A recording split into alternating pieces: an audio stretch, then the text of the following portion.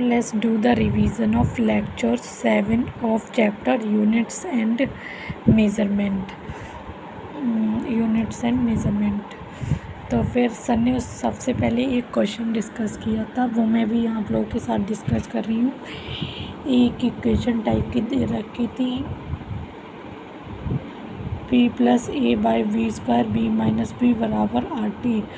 ये van der Waals की equation है और इसमें केमिस्ट्री में पढ़ते हैं बेसिकली हम। इसमें p प्रेशर है, v वॉल्यूम है और R गैस कांस्टेंट है, T यहाँ पर टेम्परेचर है। तो हमसे ये पूछा था कि v की डायमेंशन क्या होगी। तो देखिए यहाँ पर ये बीच में एक्चुअली मल्टीप्लाई होती हैं दोनों, b - b तो सेम चीज़ में से घटाएंगे तो b का डायमेंशन v के बराबर ही आ जाएगा, यानी b का डायमेंशन वॉल्यूम के बराबर। तो वॉल्यूम = L3। और a का फिर पूछा था, तो a का हम यहाँ से देख सकते हैं कि p + a/v² है, तो सेम चीज़ें जुड़ती हैं। तो a पूरा इस टर्म के बराबर होगा, तो प्रेशर बराबर a/v², दैट इज़ a बराबर pv²। p इज़ प्रेशर और v इज़ वॉल्यूम, तो ये a pv के स्क्वायर के बराबर आ गया, pv²। और ab/RT पूछा है क्या होता है, तो ab/RT पूछा है। तो यहाँ से हम ये देख लेंगे, इस क्वेश्चन को पहले सॉल्व करते हैं। देखिए a + b/v² है, v - b बराबर RT। तो सेम चीज़ें माइनस होके तो सेम ही डायमेंशन निकलेगा, तो वो वॉल्यूम ही निकलेगा। यहाँ पर भी सेम चीज़ें क्वांटिटी प्लस करेंगे तो p का ही डायमेंशन निकलेगा। तो इन दोनों का मल्टीप्लिकेशन = RT, तो pv बराबर RT आ गया। यहाँ से pv बराबर RT आ गया। और a, और हमें ab/RT का डायमेंशन फार्मूला पूछा है, और a का हमने निकाला था pv² यहाँ पर, और b का हमने वॉल्यूम के बराबर निकाला था। तो a के लिए मैं pv² रख रही हूँ, b के लिए मैं वॉल्यूम रख रही हूँ RT। तो यहाँ से आ गया मेरा pv³ और pv को मैंने RT के इक्वल प्रूव किया है, तो pv के जगह मैं RT रख दूँगी और एक v² बच जाएगा यहाँ पर, /RT। तो RT से RT कट गया तो v² मतलब वॉल्यूम का स्क्वायर, मीन्स L3 की पावर का स्क्वायर, डेट इज़ L6। तो इसका डायमेंशनल फार्मूला हो जाएगा L6। और फिर RT वहाँ पर लिखा था, RT ऑप्शन में थे, लिखा था कि इसका डायमेंशनल फार्मूला किसके सेम होगा, उसमें फोर्स एनर्जी वगैरह दे रखे थे। तो RT का हम निकाल लेते हैं। RT का होगा pv के बराबर, p is pressure, v is volume. तो वॉल्यूम के लिए L3, प्रेशर के लिए फोर्स अपॉन एरिया लिख सकते हैं। फोर्स का होता है mL/T-2, एरिया के लिए L² × L3। तो यहाँ से L⁴ - 2m × T⁻², यानी mL2T-2 आ रहा है। तो ये RT किसके इक्वल आ रहा है, ये एनर्जी के डायमेंशन के इक्वल आ रहा है। तो यही क्वेश्चन था जो सर ने सबसे पहले डिस्कस किया था। फिर उसके बाद सर ने एक ये डिस्कस किया था कि pv बराबर nRT, v - b, e बराबर एक्सपोनेंट की पावर -a/RT/v। तो यहाँ पर ये माइनस का कोई हमें इससे मतलब नहीं, ये पूरा टर्म डायमेंशन लेस होगा, a/RT/v। ठीक है, a/RT/v डायमेंशन लेस होगा, वो भी =1 होगा। तो a बराबर RTV इसके बराबर हो जाएगा। और ये पूरा भी डायमेंशन लेस होगा, क्योंकि हमने पढ़ा था साइन कद्दू, लॉग कद्दू।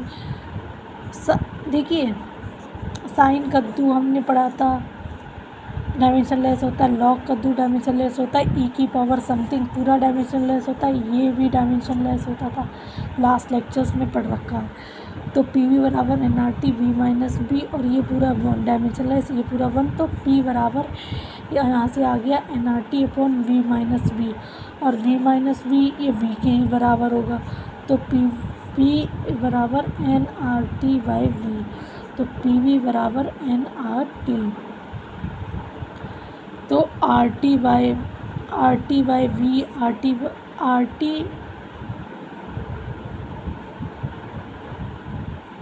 आर टी, इसे बी से ऊपर नीचे मल्टीप्लाई कर लेंगे तो R T into B is equals to हो जाएगा हमारा P V square by N. तो यहाँ पर जो ए का डायमेंशन फॉर्मूला होगा वो हमारा हो जाएगा P V square by N. यहाँ पर पी प्रेशर है, वी वॉल्यूम है, एन मोल्स है।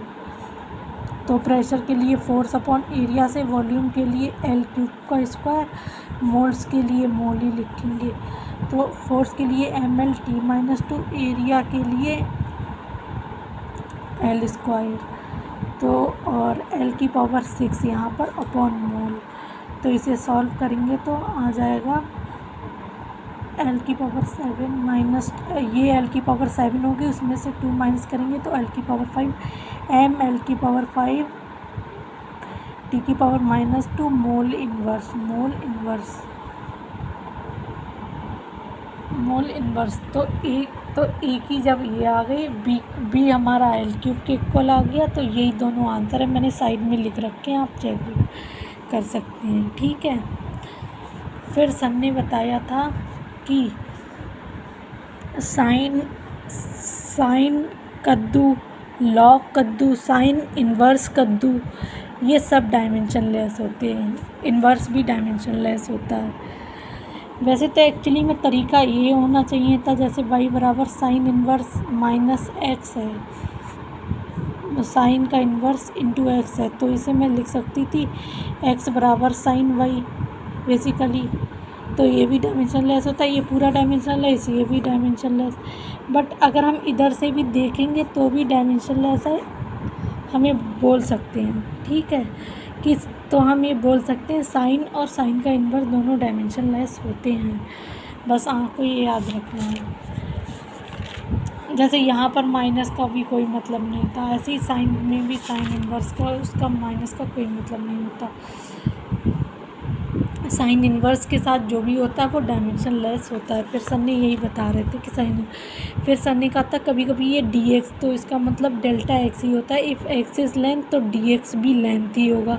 डी टी टाइम है तो टी टाइम है तो डी टी भी टाइम ही होगा। फिर सर ने कहा था कि डी एक्स को जैसे यहाँ पर ये इंटीग्रेशन का एक तरफ से मतलब समेशन या ये समेशन का सिंबल है, इन सबको भूल जाओ, इनका कोई मतलब नहीं है जब आप सॉल्व कर रहे हो। जैसे यहाँ पर dx को dx लिख सकते हैं, इसका भी डायमेंशनली एल लिखेंगे। तो बस ये सॉल्व कर लेना, बहुत सिंपल है। फिर ये सर ने एक क्वेश्चन बता रहे थे, इसमें n की वैल्यू पता करनी थी, क्वेश्चन ये रहा। तो वहाँ पर जब LHS को RHS के बराबर रखेंगे, फिर कंपेयर करेंगे, आपका आंसर आ जाएगा। ये वाला मैं आपको करके दिखा देती हूँ।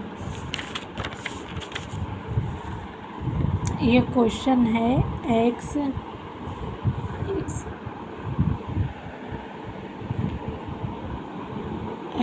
dx, एक सेकंड दिख नहीं रहा होगा, x dx upon √2ax minus x square है LHS। ये बराबर है e की power n sign inverse x by a minus 1। अब साइन इन्वर्स की जो अंदर जो भी होता है वो डायमेंशन लेस होता है, यानी x बाई a माइनस 1 बराबर 1, ये डायमेंशन लेस ही होगा, डायमेंशन लेस होगा। ये पूरा डायमेंशन लेस होगा। और x माइनस 1 में से 1 कट गया तो इसका मतलब ये दोनों भी आपस, तो x बाई a बराबर 1 ही होगा। तो यानी x बराबर a होगा, यहाँ से x बराबर a होगा, सही है। तो ये पूरा टर्म डायमेंशन लेस, तो RHS की साइड में a की पावर n ही है। अब यहाँ से हमारा निकल के आया x बराबर a, तो इस वाले साइड को LHS को जब हम सॉल्व करेंगे तो x के लिए लेंथ लिखेंगे, dx के लिए भी लेंथ लिखेंगे, x यहाँ पर लेंथ है तो length into length upon √2 a हमारा x के इक्वल आया तो उसे भी लेंथ लिखेंगे into length minus L square. ये लेंथ में से लेंथ एक्चुअली आप ये भी मान सकते हैं, इसमें से ये माइनस हो रहा तो इन दोनों का बराबर होगा, तो इसकी जगह खाली एक्स स्क्वायर रख लीजिए।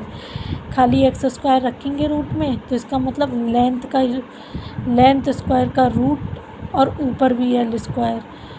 तो लेंथ, यहाँ पर लेंथ लिखेंगे, ये रूट के बाहर एल स्क्वायर आएगा और ऊपर एल स्क्वायर, तो यहाँ से ये एल माइनस वन आ रहा है। तो LHS में एल माइनस वन आ रही है, RHS में e की पावर n आ रही है, और x a के बराबर आया तो मतलब x की पावर n आ रही है, और x लेंथ है तो मतलब लेंथ की पावर इधर n आ रही है, यहाँ पर माइनस वन आ रही है। तो ऑन कंपेयरिंग n की power minus one, on comparing LHS RHS, तो l की पावर माइनस वन आ रही है, सॉरी यहाँ पर प्लस वन होता है, ये l में से एक l पावर कट जाएगी तो l आ जाएगा, तो यहाँ पर प्लस वन ये प्लस वन, तो n प्लस वन आएगा, प्लस वन आएगा, ये मिस्टेक कर दी थी। तो बस यही सिंपल है, तो देख लीजिए। फिर ये सर ने एक SCV का क्वेश्चन कराया था जहाँ पर x and a stand for distance है, तो ये इज इक्वल्स टू दिस। तो आपको ये बताना था ये डायमेंशनली करेक्ट है नहीं करेक्ट है।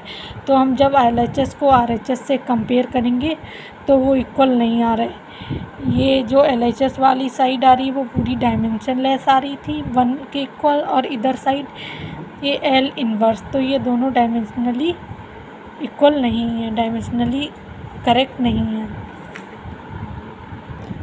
फिर ये कुछ यूनिट कन्वर्जन के सवाल हैं। Convert 1 Newton into CGS। 1 Newton का मतलब 1 kg मीटर पर second square. Convert in CGS। तो CGS में